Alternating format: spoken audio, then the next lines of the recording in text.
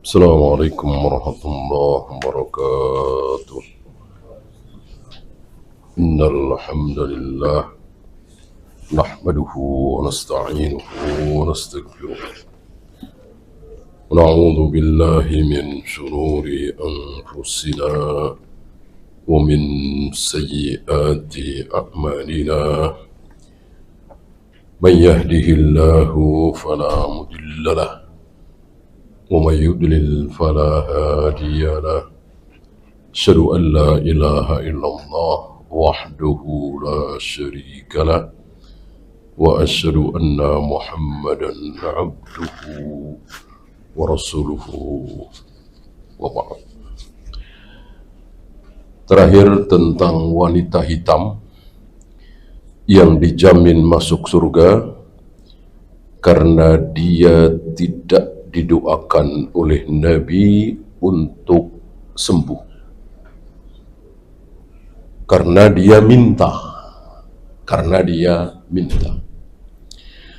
Seandainya dia tidak minta, tentu Nabi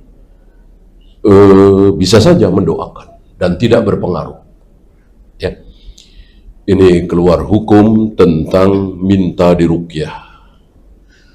Walaupun boleh, walaupun halal, tapi orang yang minta diruqyah sama dengan orang yang berobat dengan kai, sama dengan orang yang bertatoyur, sama dengan orang yang kurang tawakal.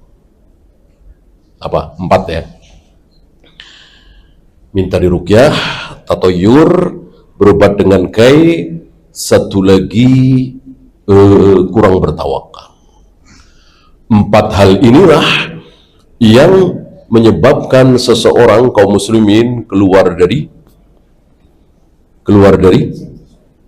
Islam. Enggak keluar dari Islam, masih muslim.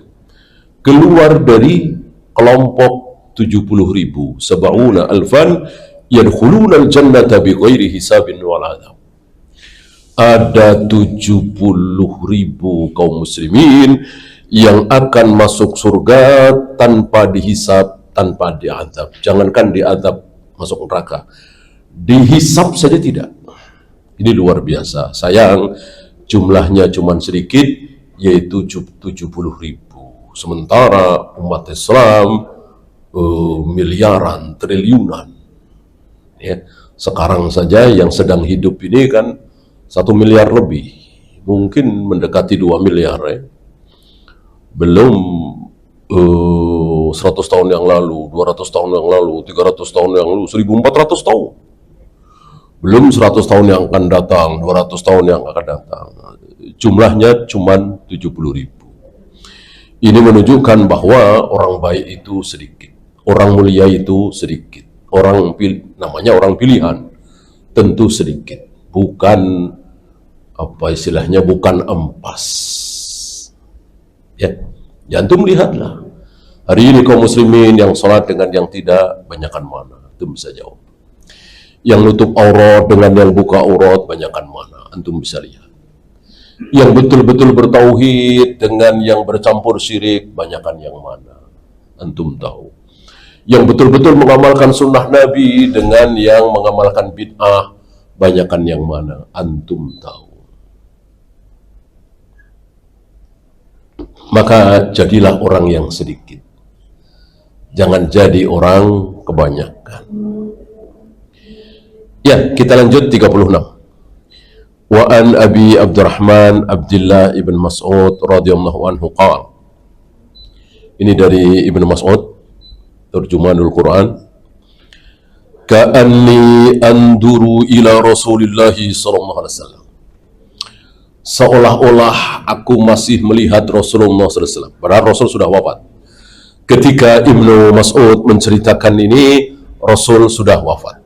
Tapi karena saking tergambarnya, terngiangnya, Ibnu Mas'ud mengatakan, Ka'anni anduru ila Rasulillah SAW. Seolah-olah aku masih melihat dengan jelas bagaimana Rasulullah yahki nabiyan minal anbiya. Rasulullah menceritakan bahwa ada seorang nabi. Tidak disebut namanya oleh beliau. Entah Nabi siapa. Ya. Kan 124.000. Jumlah Nabi itu 124.000. Salawatullahi wa salamuhu alaihim. Seluruh Nabi, seluruh Rasul berhak mendapatkan salawat. Sallallahu alaihi wasallam, alaihi salatu wassalam, alaihi salam, dan seterusnya. Sebuah kekeliruan ketika orang mengatakan untuk Nabi Adam alaihi salam, untuk Nabi Ibrahim alaihi salam, untuk Nabi Musa, Nabi Isa, Jibril alaihi salam. Adapun Nabi Muhammad sallallahu alaihi wasallam adalah sallallahu alaihi wasallam. Ini sebuah kekeliruan. Ini namanya membedakan yang sama. Dalam hal ini sama. Baik Nabi Muhammad, Nabi Musa, Nabi Ibrahim, Nabi Isa dalam hal ini sama. Berhak didoakan dengan alaihi salam, alaihi salatu wassalam, sallallahu alaihi wasallam, sallallahu alaihi wa alihi wasallam. Ya. Adapun Nabi Muhammad dengan Nabi Isa berbeda dalam masalah Khalilullah, betul. Nabi Muhammad, Nabi Ibrahim Khalilullah, Nabi Isa bukan. Gitu. Nabi Muhammad, Nabi Ibrahim, Nabi Musa, Nabi Nuh, Nabi Isa ulul azmi. Nabi Yahya, Nabi Zakaria bukan ulul azmi. Ya, itu beda, ya. Mana yang berbeda harus kita bedakan, mana yang sama haram kita bedakan. Membedakan yang sama adalah zalim, menyamakan yang berbeda adalah zalim. Dan ini butuh ilmu supaya yang sama betul-betul kita samakan, yang berbeda betul-betul kita bedakan. Ini butuh ilmu. Nah, Rasulullah Muhammad sallallahu alaihi wasallam menceritakan bahwa ada seorang nabi, tidak disebut namanya oleh beliau. Darabahu qaumuhu fa'admauhu. Nabi ini dipukul, dilempar oleh umatnya, oleh kaumnya sendiri, dilempar kena kepalanya, lalu berdarah. Ya. Padahal kaumnya itu sedang diapakan oleh Nabi ini? Sedang diapakan? Sedang diajak supaya masuk surga. Sedang diajak supaya selamat dari neraka. Tugas satu-satunya Nabi kan begitu, menyelamatkan manusia supaya tidak kekal di neraka, supaya masuk surga. Tugasnya itu. Bentuknya ada yang sedikit berbeda. Ya. Biar masuk surga, gunting nih, gunting buang. Kenapa? Karena najis. Itu syariatnya Nabi Musa. Kalau Nabi Muhammad SAW biar masuk surga, biar nggak masuk neraka, cuci. Sebelum sholat cuci dulu. Ini najis. Sama-sama menghindarkan diri dari najis dengan cara yang agak berbeda. Tujuannya sama. Supaya manusia itu selamat dari neraka dan masuk surga. Mulia sekali kan?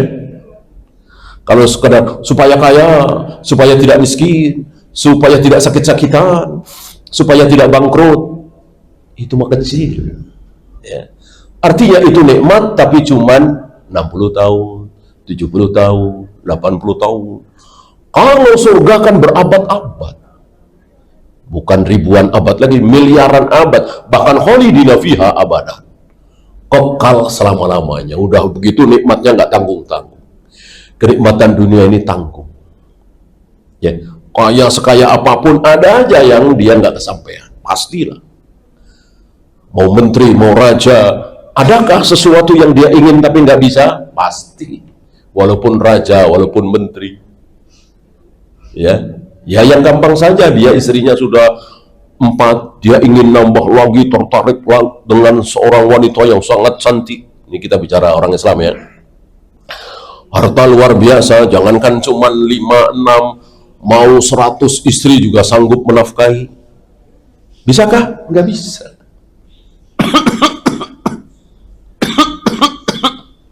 Nggak bisa, itulah dunia. Beda dengan surga. Walakum fiha ma tastahi anfusukum walakum fiha ma tad'un. Apapun yang kalian inginkan pasti terlaksana. kehidupan apa itu yang diinginkan pasti terlaksana. Kalau nggak terlaksana berarti kita nggak ingin. Ya, seperti Nabi Nuh misalnya, mungkinkah anaknya Kan'an masuk surga? Nggak mungkin. Udah jelas-jelas dinyatakan masuk neraka. Adakah keinginan Nabi Nuh supaya anaknya Kan'an masuk surga? Nanti ya, bukan waktu beliau masih hidup. Adakah? Nggak ada. Udah nggak ada lagi. Jadi cinta yang bukan karena Allah, cinta yang bukan karena kebenaran hilang. Karena hubungan kekerabatan, saudara, karena tetangga, karena sebangsa, karena sesuku, karena hobinya sama, hilang. Yang tinggal hanya cinta kasih sayang karena Allah. Kalau karena Allah, jangankan anak, ibu, istri, suami, baru ketemu sekali di pengajian, habis itu nggak ketemu-ketemu lagi sampai mati. Ketemu-ketemu di surga, luar biasa kasih sayangnya.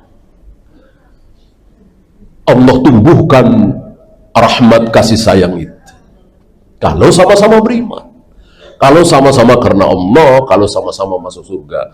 Tapi kalau yang satu masuk surga, yang satu masuk neraka, nggak ada, hilang rasa itu, hilang. Kalau orang Islam, wa naza'na ma fi sudurihim min ghillin, kami cabut rasa iri dalam hati, itu orang-orang mukmin. Jadi nggak ada di surga itu iri. Kalau di sini kan masih ada. Walaupun ulama, kiai haji, pasti ada iri. Sahabat aja ada. Nanti di sana tidak ada. Sebaliknya antara muslim dengan kafir dicabut rasa kasih sayang, udah nggak ada rasa. Walaupun abang dengan adik, walaupun orang tua dengan anak, walaupun suami dengan istri. Asiyah misalnya, kan insya Allah jelas di dalam Al-Quran,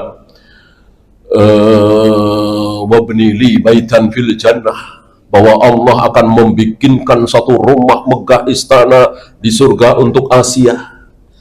Sementara suami Asiyah siapa? Suami Asiyah siapa?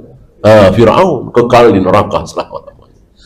Adakah keinginan Asiyah supaya suaminya masuk surga? Enggak ada. Enggak ada. Kasih sayang yang bukan karena Allah dicabut. Darabahu qaumuhu fa'admauhu. Nabi ini diceritakan oleh Rasulullah SAW.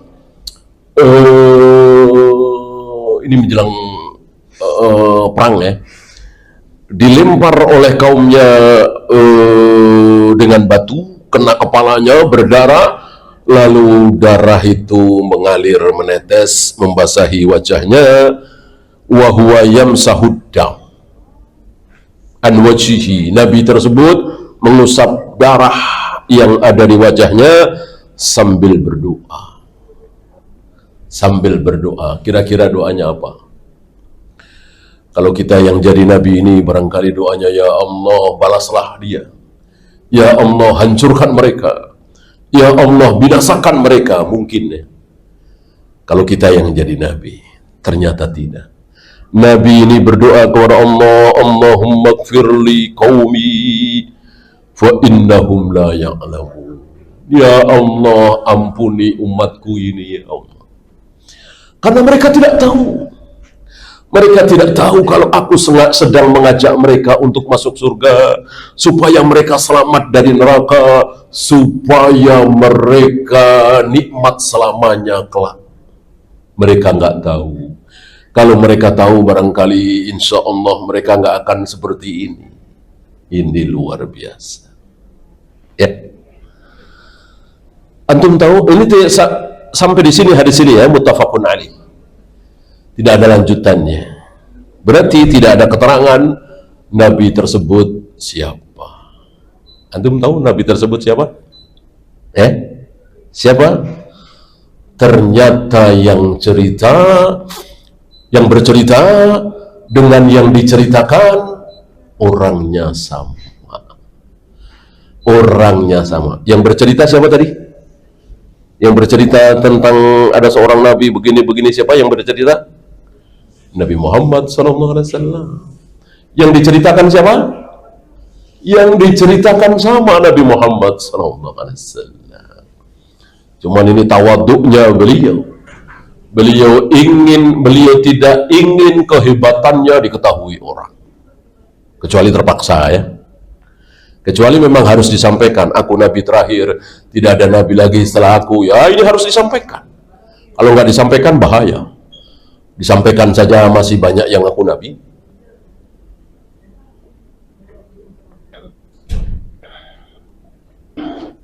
Orang-orang berbondong kepada Nabi Adam nggak sanggup.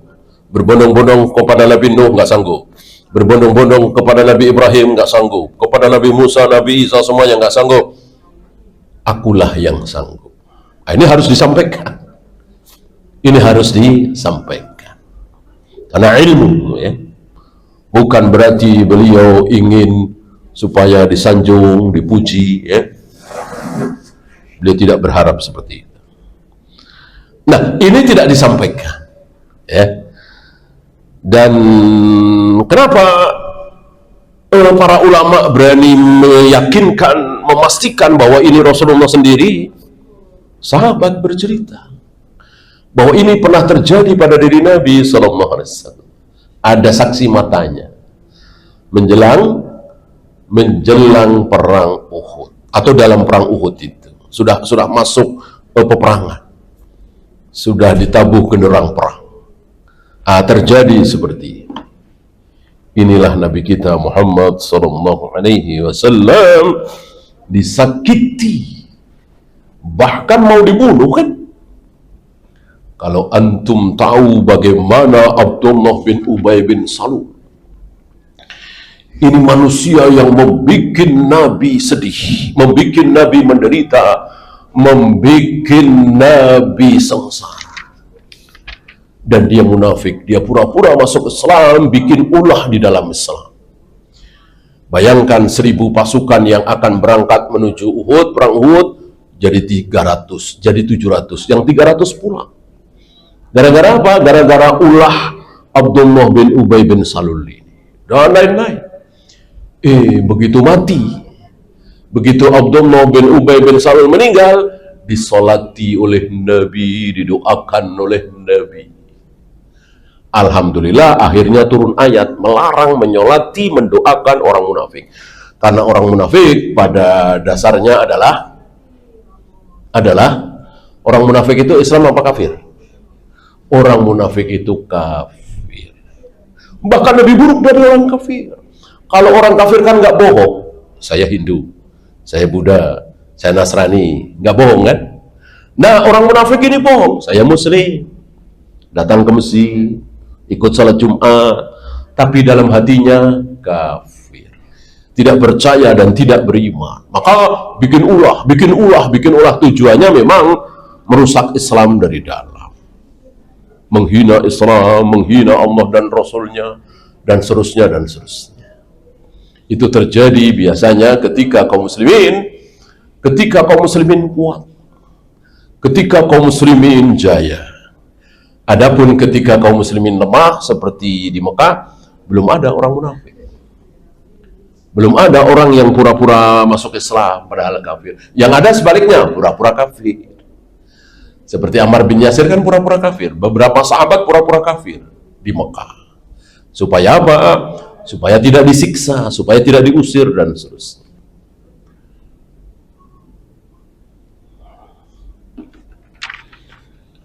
Ada 1, 2, 3, 4, 5, 6. Yang pertama, sabrul anbiya'i wa tahammuluhum al-adha fi sabili tablighi da'watihim linnas. Kesabaran para nabi, para rasul ketika berdakwah. Siap dicaci, dimaki, dihina, dihujat. Jadi para dai mestinya mengikuti para nabi, para rasul. Siap dicaci, siap dimaki.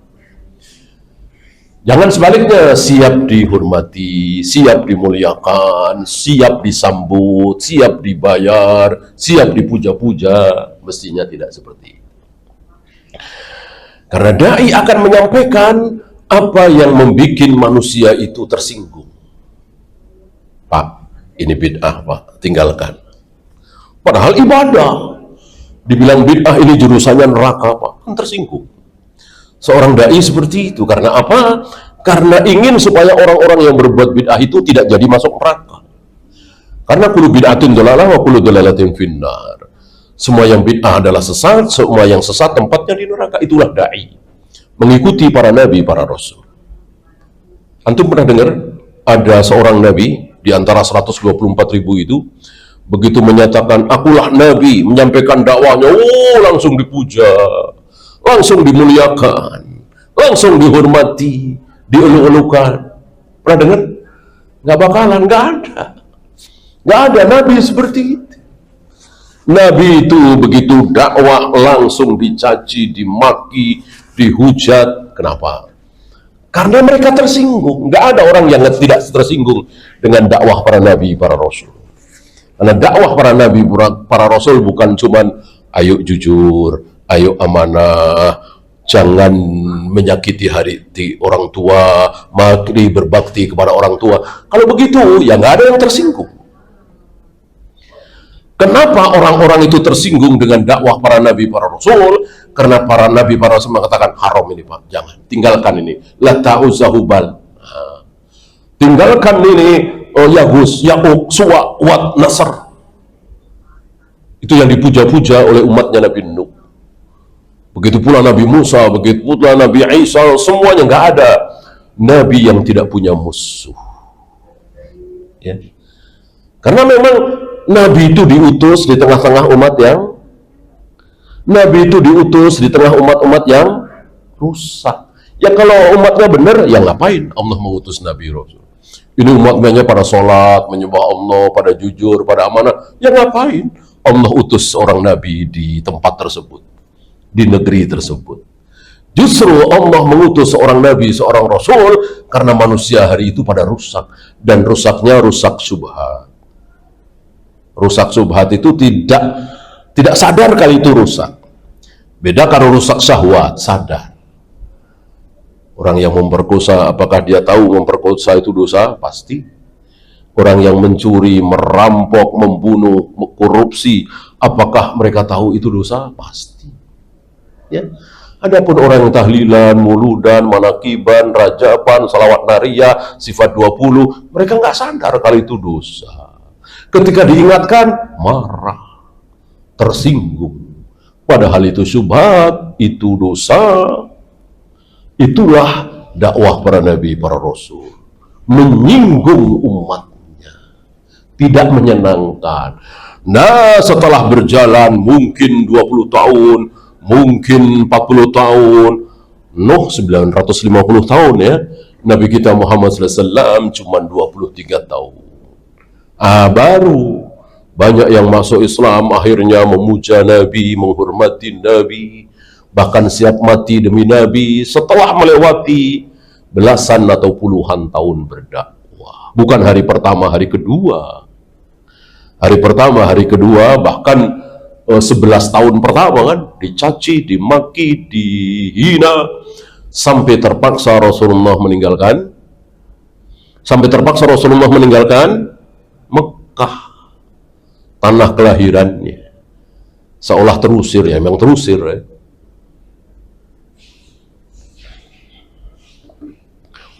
Kemudian min akhlaqil anbiya'i muqabalatul jahli bil ghufrani wal musamahah.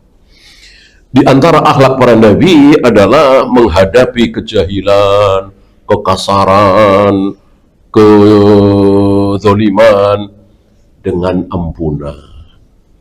Ya, inilah akhlak para nabi. Dicaci, dimaki, nggak balas caci maki. Akhlak nabi seperti itu. Dijelek-jelekkan, difitnah, malah didoakan baik. Walaupun kalau didoakan buruk boleh. Nabi Nuh kan mendoakan buruk. Habiskan ya Allah, habiskan. Ya wajarlah 950 tahun kayak apa.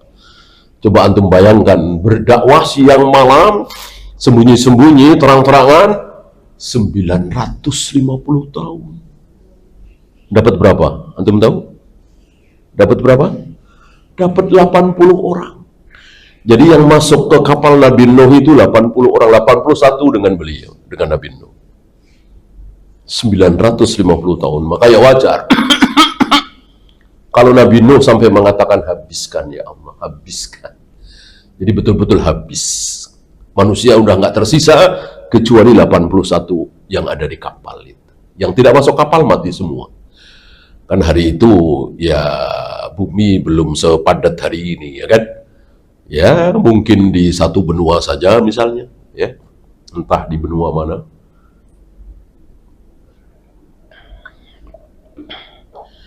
Kemudian ada muamalatil jahilina bimithli a'malihim. Jangan mengikuti orang zalim ketika bermuamalah dengan kita. Biarin aja, dia nipu saya tipu. Biarin aja dia culas saya culas. Biarin aja dia kejam saya kejam. Ya.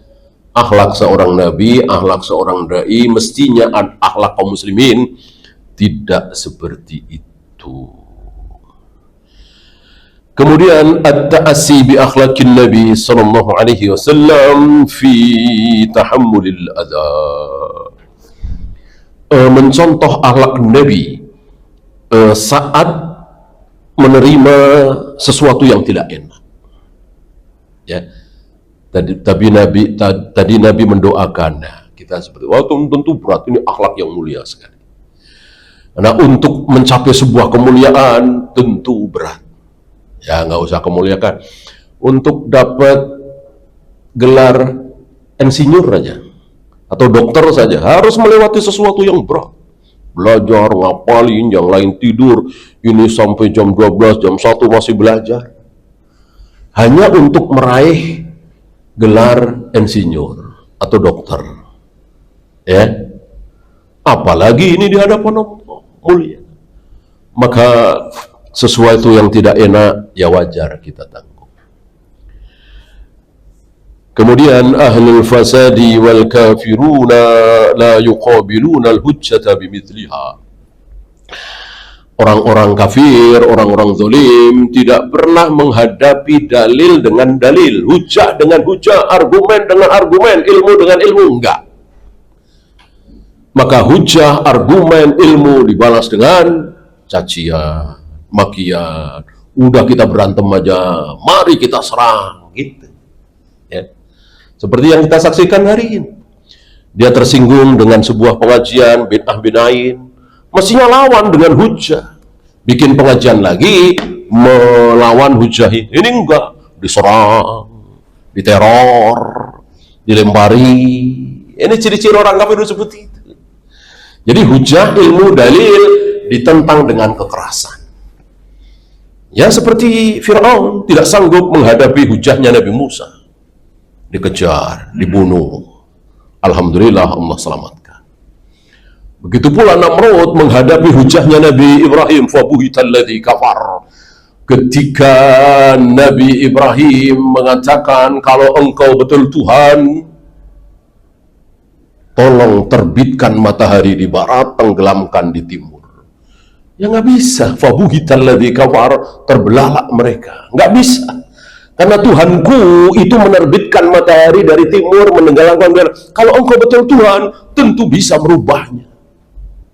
Terbelalak mereka, nggak bisa jawab. Akhirnya bakar. Apa gitu? Sifat orang-orang kafir seperti itu.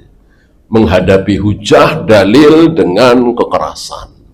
Senjata, penjara. Imam Ahmad di penjara. Syekhul Islam Ibn Taimiyah di penjara.